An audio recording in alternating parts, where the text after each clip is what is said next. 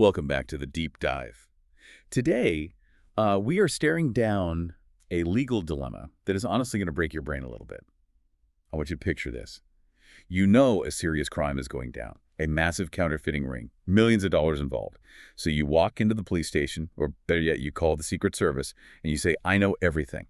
I know who the bad guys are, I know where the printing press is, and I know when the deal is happening. Okay, sounds like a model citizen so far. Right. But then, just as the agent grabs his pen to take notes, you stop. You lean across the desk and say, but I am not naming a single name unless you pay me $15,000 in cash. Ah, the classic information for sale twist. Exactly. You are holding the truth hostage. Now, the question we are wrestling with today is simple but crucial. Is that a crime? Is that extortion? Obstruction?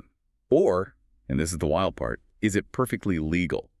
To answer that, we are doing a deep dive into a fascinating case from the Ninth Circuit Court of Appeals, United States v. Ciambrone. It's a 1984 case regarding something called misprision of felony. It really is a wild case. And you're right, misprision of felony sounds like something out of the Middle Ages. But it forces us to look at a very modern problem. We accept the premise here. We aren't debating whether the guy in this case was a good person. He wasn't. Our analytical path today is to dissect the specific statutory elements of this crime. Right. Our mission is to understand the legal difference between silence, lying, and truthful partial disclosure. Ultimately, we need to figure out exactly what counts as an affirmative step to conceal a crime. Okay, let's unpack this. Before we get to the guy demanding a ransom for his memory, what exactly is misprision of felony? Under 18 U.S.C. Section 4, misprision of felony is a federal crime where you know about a felony and you don't report it. But there is a general rule here that makes it notoriously difficult for the government to prove. The rule requires 4 distinct elements to be proven beyond a reasonable doubt. All right, lay them out for us. Element 1, the principal, the bad guy, committed and completed the felony alleged. Element 2, the defendant had full knowledge of that fact. Element 3, the defendant failed to notify the authorities. And element 4, the defendant took an affirmative step to conceal the crime. An affirmative step, so just sitting on your couch ignoring it isn't enough. Exactly. Okay, that sounds strict. Let's analyze United States v. Ciambrone. First, what are the legally dispositive facts? So on July 5, 1983, a Secret Service agent named Devaney gets a call from someone calling himself Becker. This is really our defendant, Ronald Ciambrone. Ciambrone directs the agent to a nightbook return at a mall library to find, quote, something of interest. Like a dead drop. Exactly like a dead drop. Inside is an envelope with a Xerox of a counterfeit $100 bill, a style the Secret Service hadn't seen yet. The next day, July 6, they meet at the library. Ciambrone claims he knows someone with counterfeit hundreds and 20s looking to trade them for bearer bonds. A huge deal, about $500,000. So he's proving he has real intel. Yes. But when Devaney asks for the identities of the counterfeiters, Ciambrone gives an ultimatum.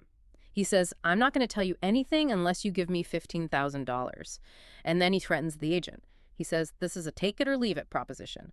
Either I get my $15,000 or I'll make that or more by joining them. Wow. Threatening to join a felony ring to a federal agent. The audacity is incredible. They meet one more time on July 7. Ciambrone actually shows 2 sample bills, real counterfeit notes this time, but he maintains his silence on the identities without the payment.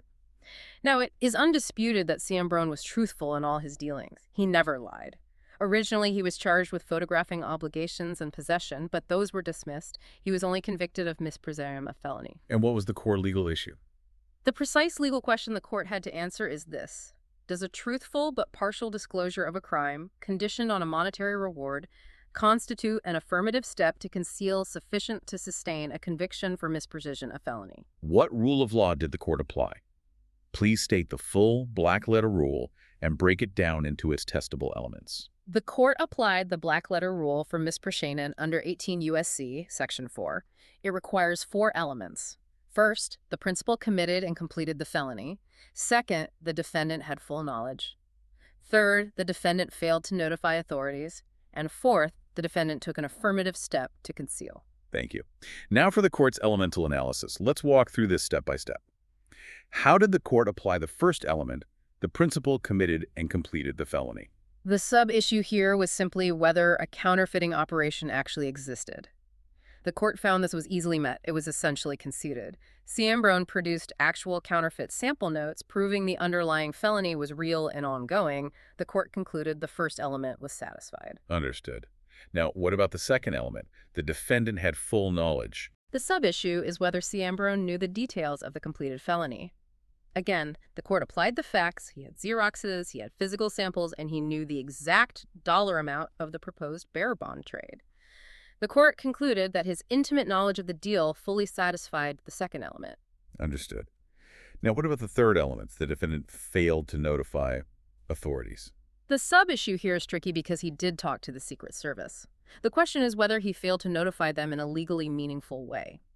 The rule applied is that failing to give the complete picture counts as a failure to notify. Because he withheld the specific identities of the counterfeiters, the court concluded he failed to fully notify authorities, satisfying the third element. Understood. Now, what about the fourth element? The affirmative step to conceal. This is where the entire case hinges. Yeah. The sub-issue is whether trying to sell information or making a partial disclosure is an act of concealment. The sub-rule the court applied, citing a previous case called Lancey, is that mere silence without some affirmative act is insufficient evidence for misprision. So what did the lower court think? Well, the district court argued Ciambrone did more than sit at home. He actively negotiated and withheld. But the appellate court disagreed. They applied the facts to the sub-rule and compared his actions to total silence. Their logic was that a partial disclosure, even with a price tag, is actually better for the Secret Service than total silence. Because he gave them the Xerox and the leads. Exactly. He put the counterfeiters at greater risk of detection, not less. If he had stayed home and said nothing, he would have committed no crime. The court concluded that coming forward partially does not equate to an affirmative step to conceal, so the fourth element was not met. But wait, didn't his refusal to speak conceal the identity of the counterfeiters? I mean, he hid their names. Yes, but you have to look at the statute. It requires an affirmative step. The court drew a sharp distinction using another case called Hodges. In the Hodges case, the defendant gave an untruthful statement to the FBI. He lied. That is an affirmative step because it throws authorities off the track. So lying actively protects the criminals. Exactly, but applying that to Ciambrone, he was completely truthful. He didn't mislead Agent Devaney, he just stopped talking. The court said being selectively silent is analytically the same as being totally silent, or just getting cold feet. And what about the threat to join them? Or the demand for cash? Isn't that criminal? You'd think so. The government definitely acted as if his crime was the conditioning of further disclosure on payment. But the court's view on the policy and application here is strict. Congress has simply not made it a crime to try to sell info to the government. Wow. Right. Ciambrone was not charged with extortion. He was not charged with obstruction. He was only charged with misprision. The court famously wrote that his conduct may be, quote, reprehensible, but it is not criminal. And after analyzing all the elements, what was the court's final conclusion? The final holding was that the conviction is reversed. Because Ciambrone did not take an affirmative step to conceal, such as lying, but merely remained silent regarding the specific identities while providing truthful partial info, the fourth element of misprision was not met. That is just wild. He literally held the truth hostage. I want to make sure this affirmative step concept really locks in for you listening, so let's run through some visceral hypotheticals to test this rule. I'm ready. Okay, hyper number one. Let's call it the silent neighbor. You were looking out your window, you see your neighbor burying a body in the backyard, clearly a felony. You close your blinds, you sit down, you turn on the TV, and you never call the cops. That is not misprision. That is the classic mere silence scenario. Under federal law, you have no duty to report a crime. There is no affirmative step there. You did nothing. Okay, hypo number two, the misleading witness. Same scenario, you see the neighbor burying the body. But an hour later, the cops knock on your door. They ask, did you see anything unusual tonight? And you look them in the eye and say, no, officer, I was asleep. Guilty. That is misprision.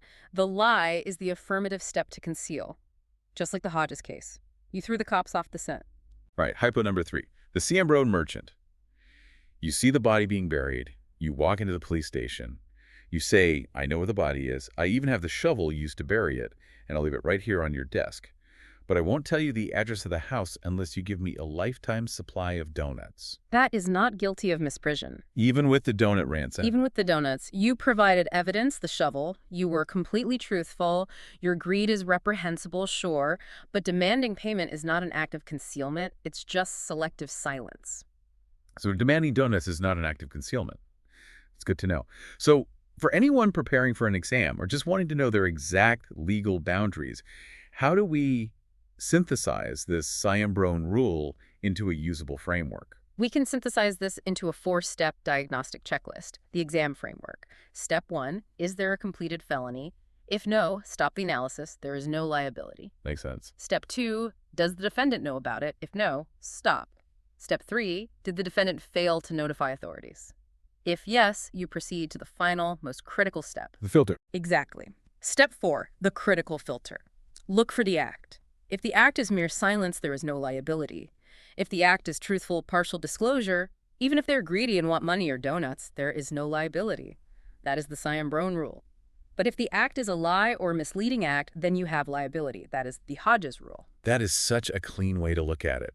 But the surprising takeaway from this deep dive is that you can legally dangle evidence in front of the Secret Service and demand a ransom for it, as long as you don't lie. Yes, it perfectly illustrates how the law distinguishes between your civic duty, what you probably should do as a good person, and your legal duty, which is merely what you must do to stay out of prison. The court said it best. It's reprehensible, but not criminal. We're going to leave you with a final provocative thought today. If the law allows you to hold information ransom like this, should we change the law? Or, if we made it a crime to try to profit from crime fighting, would anyone ever come forward with information at all? Think about that next time you see something suspicious. We will catch you on the next deep dive.